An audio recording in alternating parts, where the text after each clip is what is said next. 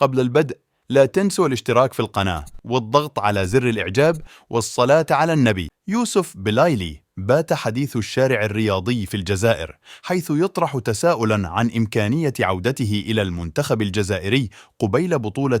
أفريقيا في ساحل العاج مطلع العام المقبل. أول الأسباب التي ستجعل عودة يوسف بلايلي إلى تشكيلة منتخب الجزائر قريبة جداً خلال كأس أفريقيا المقبلة هو المستوى المميز الذي أمسى يقدمه مع مولودية الجزائر منذ بداية الموسم الحالي.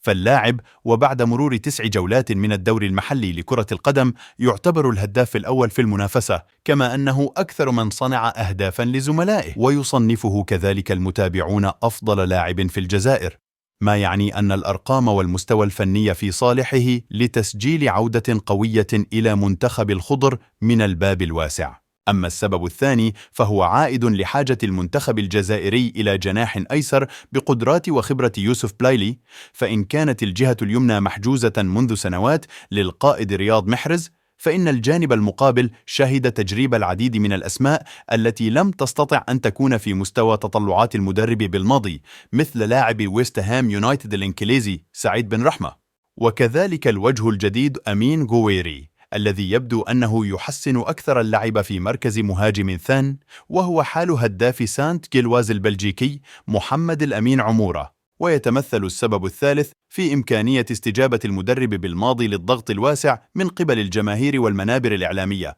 التي تطالب بعودة يوسف بلايلي إلى منتخب الجزائر. فنادي المولودية يعتبر أكثر الفرق شعبية في الجزائر، والنتائج الإيجابية المسجلة هذا الموسم دفعت الجماهير للتغني باسم يوسف بلايلي في مدرجات الملاعب.